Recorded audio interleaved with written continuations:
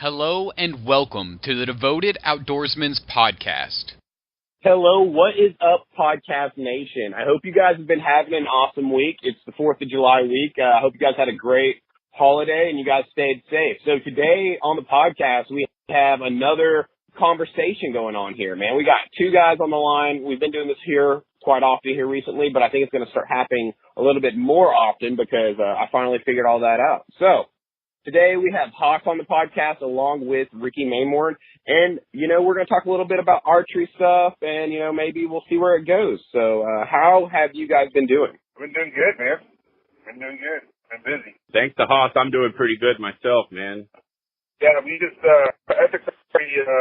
over here just brought Ricky on our pro staff, so we're going to have him, and, we definitely got a future going. Ricky's got a heck of a story to tell, man, and he wants to do it through to the outdoors, and that's right up our alley.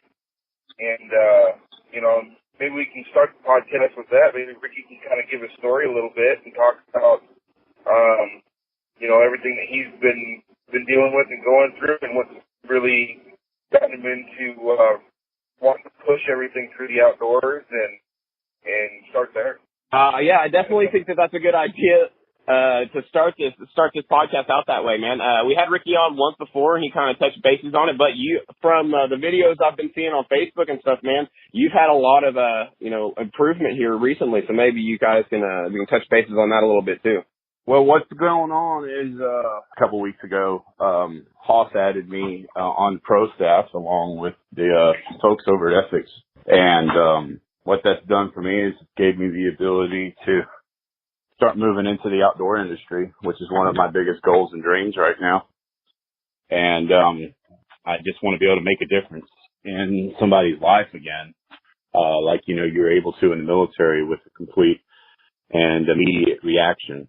So what I'm trying to do right now is, I think Haas has mentioned trying to get me set up on some tourneys and stuff like that in the future.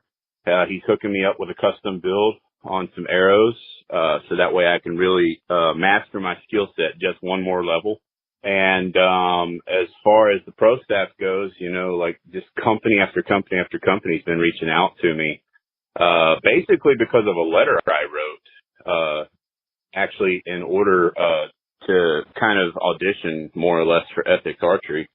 And basically the gist of the letter was that hunting has always been the poor man's game, and the rich fellas, they always wanted to get in on it as a sport, not so much as a necessity to feed their freezer or to feed the table for the children and the families. I'm just trying to really benefit from that on my side as well. Last year we only got one deer, and so it's been super hard struggling that way. And so I got to feed my family first, and then after that, I can start working on my skill sets and stuff like that. Go ahead and reiterate what I'm supposed to be talking about again, man. I already started going off subject. No, you're good. You're good. Like you're saying, when we talk, it's not about doing the shows and making, becoming famous or anything. It's about reiterating to the industry that hunting is a pastime. It's not. It doesn't have to be a rich man's sport. You don't have to have thousands and thousands of dollars worth of products. It's back to the root of it, man. It's about feeding the family, enjoying that time with your family outdoors, and creating those memories. And you don't have to be a rich guy to do it. And it's kind of taking the limelight away from the money aspect of it and the high-dollar equipment and toys, which they're all nice and everything, but that's not what it's about, man. You can go out there with minimal money and minimal investment and get the most out of it by spending that time with your family and enjoying the heritage of it. Yeah, that's exactly what I'm trying to lock on to. I'm trying to find the letter real quick so I can read a quote off of it for you guys. And that'll kind of knock out what I'm trying to say without me having to say 400 times. Stand by. Okay, so basically, what I was saying was that, there's, as a disabled hunter, there's a view that I can represent accurately that would make, companies, they're missing a niche, they're missing a complete, dynamic that they could be taking advantage of, one, and two, they could be, kind of honoring the disabled hunters at the same time. But basically what I was trying to say is it's my greatest dream and aspiration to find something where I can matter again, where my involvement will actually make a difference. I want to offer the hunting industry in general a needed opinion of someone in my shoes. I want to show what niches and dynamics these companies are missing by focusing on the able-bodied. They're missing it. And what I'm trying to say is, hey man, I told you I just got the daybreak going, so just give me a minute. So what these companies are doing is they're missing this dynamic because they're focusing on the able-bodied user only. And, there's a totally different view from the group of disabled users. I feel I can represent that accurately. I believe that this would offer an opinion of marketing that could benefit any company that would entertain this offer. I hope that I can make a name for myself by doing exactly this. And at the end, I pretty much said, to close, I believe that hunting in general was always the poor man's way to be rich in the connection with nature and being able to feed his family. And then I go on to say for the last 3 to 4 years, I've done exactly this, feeding my family with Mother Nature's freezer and table. And I want to strive to represent the group that goes unnoticed. And pretty much I just dropped the mic right there. Mic drop. Yeah, I think I heard it. I heard it hit the ground. What was that? I was saying it's a great way to explain it too, because, you're right. The industry, there's a very large part of this industry that does focus on the able-bodied person. It doesn't really take into consideration on how the disabled hunter is going to be able to utilize that product. And to have that insight, or from somebody who lives it every day, have to modify everything that they do in order to make it work for them. Having that insight as a company from that person directly can allow them to either modify their product or come out with a specific product designed directly for that use, for the disabled hunter. And nobody's really doing that. There's very strong out there that are doing that. I think that's going to be very valuable in the industry for sure. Well, hopefully, this podcast here will throw some education their way, and they'll be like, oh, hey, we need to reach out to those guys. But I think a great example of that is a wheelchair user in general sits higher than a person that sits in a folding chair or a standard hunting blind chair. When you're in a hunting blind, and you're an able-bodied user, you don't worry about having a back on your chair. You don't worry about having to, being able to not be able to see out the window, because worst case scenario, you can take a knee and still make the shot. But, me taking a knee is not exactly an option right now. But, like I said, a great example would just be window height in ground blinds, something like that to be able to address and looked at. Benefit not just the disabled either. I mean, some of us guys like myself, I'm 6'2", almost 6'3", and I sit on a chair in there, and I've got to squat down to see through that window myself. So even having a business is going to benefit the wheelchair is also going to benefit somebody who's got a lot of height that deals with the same problem. So it's going to work both ways. It's not just going to target one crowd or the other. It's going to end up working for a multitude of people. And I couldn't agree with you more. Good. These companies need to start taking this outlook and start addressing these issues. And I mean that's the perfect example right there. Well, I mean, I think one of the reasons that I kind of narrowed it down to ground blind company first, for the first mission to try to complete as far as some kind of company to succeed in that dynamic, more or less, is I used to hunt out of tree stands. And, with my injuries from the military, I can't exactly climb stairs, much less a ladder. And so tree stands are out, and I don't have to worry about a safety harness being on the ground. So those kind of things are out. And so the next thing that's available in my mind was the ground blind width, height, window height, zipper control, the ability to be able to move around in it without causing a bunch of hustle and bustle. The guy that made Velcro must have made a lot of money, but he sure didn't think about silence or stealth. So, man, there is a company There is a company. It's called I think it's called Native Ground Blinds, and they have it's not necessarily designed for this, but I think it would work very well for this type of situation where someone was in a wheelchair or something like that, where it's I think they said it's an 8-person ground blind. So it's basically made for like a camera crew, basically, have like your a hunter and co-host and then a camera. And, they need all that space for something like that. Well, the side of it actually lifts up. So there's no unzipping a door to get in. There's no, the Velcro to make all the noise. The side literally is like on hinges and lifts up. So I've always thought about that. Ever since I saw it, I was like, man, that would be a perfect design for someone that was in a wheelchair. Yeah, I'll have to check them out. Yes, I mean, I've seen those too, but I think what Ricky's talking about here is getting, that ground blind is promoted as something, like you said, for like a camera crew, right? It's about getting things that are specifically designed for the able-bodied, or for the disabled. And the reason, and I understand where Ricky's coming from. I mean, Ricky and I had this conversation before, and it's hard to talk with somebody who's never been in there before. I've been there. I know what it's like to be wheelchair bound. And it's difficult. Everything that you do, you have to relearn, and there's a whole different way of doing it. And I think the point of this, of what Ricky's trying to do, what I've grasped it anyways, is getting companies to actually promote it that way. Because, I know what my mindset was when I was sitting in the wheelchair, man, and you feel out of sight and out of mind. Would you agree with that, Ricky? 100%. And it sucks to say that, but that's the truth. It's the only way to describe it. You kind of feel out of sight, out of mind. People look over you, they look through you, they don't look at you. You love an industry like the outdoor industry that has no limitations. I mean, let's be honest.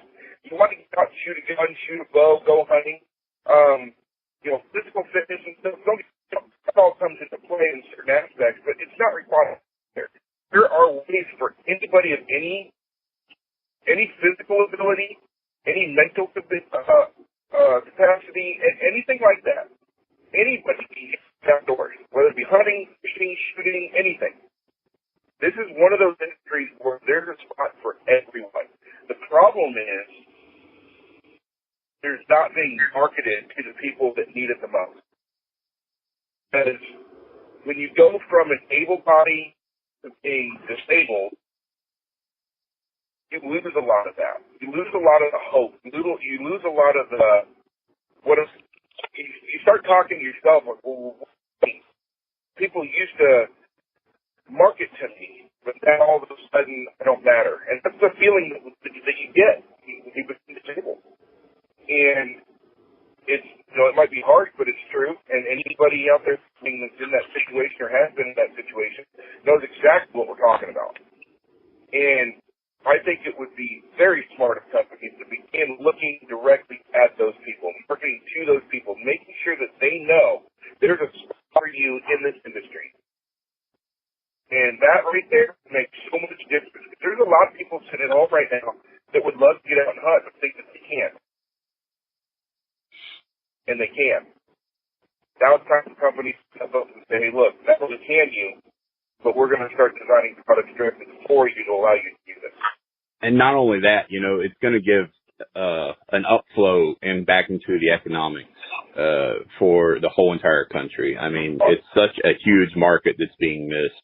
Trying to get more people into the outdoors, introduce more people that maybe want to and don't have an avenue, or people that have no idea what the outdoors has to offer. And that's what we're all here for, ultimately, when you really boil it down, is to share that with somebody. And I think Ricky's on the right track. And I wasn't saying that, that blind was built for people that were in a wheelchair. I was just saying that it could easily be modified for it to be used in that way. Oh, yeah. There's a lot of products out there that can be modified. It's just a matter of getting the company to realize. And that's the thing. That's where guys like Ricky come into play. If I walk in there legitimately walk through the door, they're not going to listen to me. But Ricky goes through the door, whether it be on his crutches or in his in his chair or whatever he needs to hang around and says, hey, look, here's what I'm looking for. They can take that way more literal than somebody walking through the court saying, hey, look, this is what we need to do for somebody else. You know, it's hard to take serious. It's a lot easier to take somebody like Ricky serious when he goes in there and goes, look, I'm going to be in the outdoors regardless. You don't have anything that I can use effectively. I'm here to help you do that. I'm here to help you create something that I can use effectively. If I can, there's 10,000 other people out there in the same situation that he's in that can utilize that product that's currently not using anything. They can corner that market. I agree with you. I think it's a market that it is being overlooked. And I think it's because it's not brought to very many people's attention. And I think you're right when you're saying, you know, people that are in a wheelchair or maybe they're just, you know, they have a hard time getting around or whatever it may be, they're being overlooked because they don't know that they can go hunting. They don't know that they can get out in the outdoors. But if we had a company that would, you know, step out and kind of, you know, be like, hey, you know, we make products for you guys. Let's get you guys out there. I think that maybe, you know, if that got advertised a little bit more, or companies would advertise a blind or whatever it may be, like you're saying, have someone in a wheelchair or it's, you know, having a hard time moving around in the commercial using it, showing people that, hey, you know, here, look, I'm using it, so why can't you? Yep. And, you know, again, you know, I'm not going to share any details of our conversation because that was between us, but he'll know what I'm talking about here. We had a very, very in-depth conversation about this specifically. And the outdoors is something that I firmly believe saved my life. And I know Ricky feels the same way. And if you can introduce somebody else that's in that same position currently into the outdoors and it can save their life, then we've done something. Whether anybody knows their name or not, doesn't matter. It's just about helping somebody else get through that. Well, you know, Hoss, just like what I told you, you know, not to go into too much depth, but basically I had to find something when I was in that lowest part of my life that would produce a needed boost in self-esteem, you know, and like when you play golf, it's strenuous, it's hard, it's rough, to get past the learning curve, but it's such a benefit, you know, and a great feeling whenever you can drive a ball 300 yards and get it onto the green. So, when it came to archery, I was completely clueless.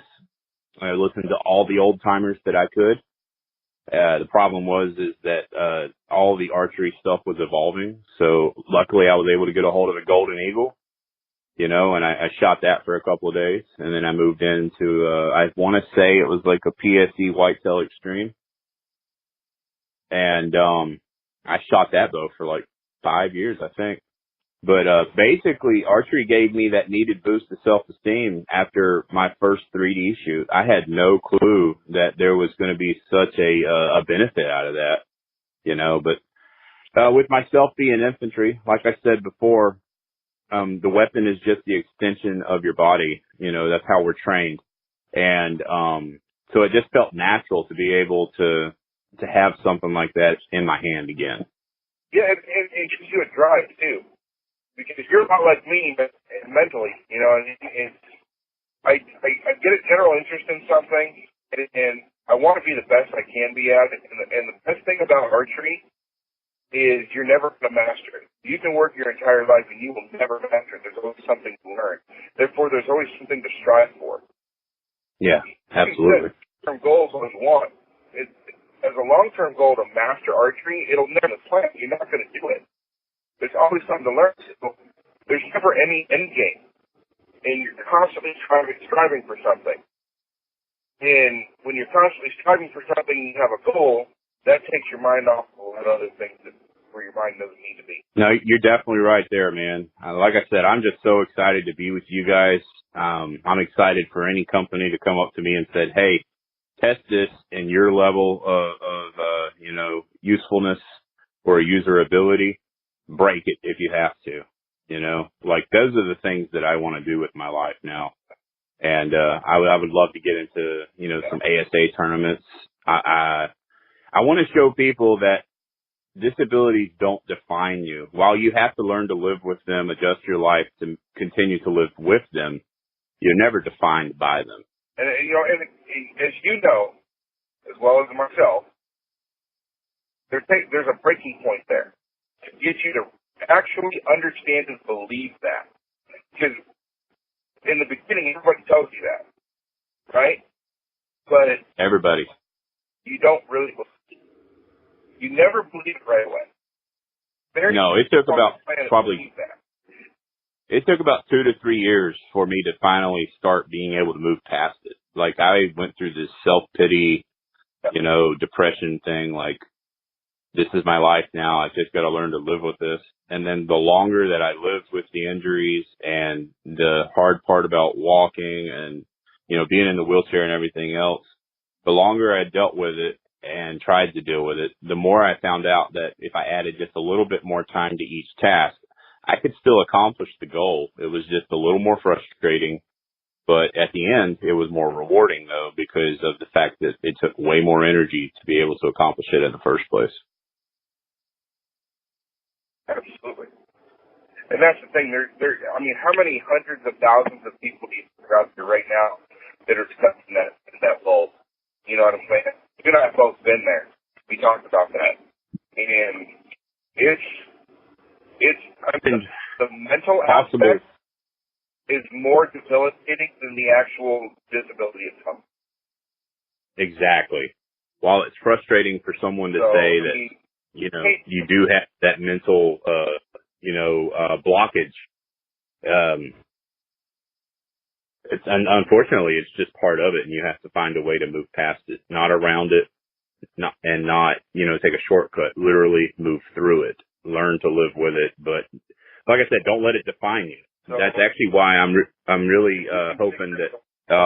What I was saying is that's actually why I'm hoping that whenever this stuff gets going and we can get some stuff, knocked out on paper and everything, whenever I'm working a booth or whatever, I'm hoping that's the kind of user that'll come up and be like, oh, hey, you're in a chair too, or you've got, this modified bionic knee.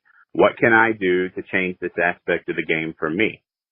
And then that's when the payback will really come into play. That's like the ultimate pay it forward, and that's what I'm looking for. And that's what it's about. I mean, I think we're all on the right track here. And, we've been doing a lot of talking, and I've already been pushing. I've got several companies I'm in talks with right now trying to help you out and kind of get you there. And, yeah, brother. It's just a matter of, going through the proper channels to actually get it done. But, we're definitely getting there. We've got some companies that I think are going to be coming on board with this and bringing you on board there. And, there's more to come. Eventually you're going to get to the point where it's going to snowball. And Chain React, and more people are going to start seeing the value on what you're going to be able to bring to the table. I'm trying to pursue that goal, and I can't tell you guys how much I appreciate you helping me get a first steps in the door with that goal. I don't want to just go to an outdoor show like ATA or something like that and just work a booth and basically, broadcast the message. Like, I want to put it out there and have reception, like, I know it's going to cost companies in the beginning, but in the end, it's going to be so astronomical, to their value or to their, gained assets that it's kind of, dumb if they don't do it, for lack of a better word. We're glad to have you. Like I said, we're not the biggest company out there, that's for sure. We're a mom and pop company that we're still trying to make it in this industry too, man. It's a dog world in this industry. And I think a big thing that a lot of people don't realize about the outdoor industry, or it was probably in any industry, is you don't just hop out there and get signed on with these big companies. And I think that's really what Ethics is doing right now, is they're building a solid foundation for the future. Ethics is going to blow up here, man. As soon as these next couple things get put into play, Ethics is going to blow up. So just watch out. I couldn't be more honored to be a part of it. problem with this industry is you're not already a household name, you kind of get overlooked. Because there's other companies out there that are doing exactly what we're doing. They're putting out a fantastic product, concentrating on tight tolerances and providing a product that does exactly what they claim it does. You know, and like one of the other companies that I'm talking about is like Moxie. Moxie Archery is a bow company. Now, they used to be Struthers, brought out Struthers, and they modified everything. They made it better. And I'm telling you guys, they may not be a household name yet, but they're working on doing the same thing. So to the listeners out there, don't be afraid to look at a mom and pop company. You know, I can't wait to get a hold of the Moxie myself, at least to feel the grip on it and feel what the drawback is on it. Just feel the general design. I've been looking at them since we began our talks, and you know, I'm very excited to get a hold of one weekend and just see what I can do with it. I've generally just shot bows that I could afford. I've never went out of my comfort zone for price. And one thing I've learned in life is that while you do need to pay for what you get, more or less, how the saying goes, there's companies out there that are still trying to help the little man or be the little man and not go be Big Brother overnight, you know, like a .com or something like that. And those are the companies that I support. If I'm going to go get something that I need from the hardware store, I generally don't go to Lowe's or Home Depot or any other big box store. I'll try and go to my local guy because I know that, you know, in return, I'm giving back to the community. Yeah, you're going to get personal experience with the smaller guy.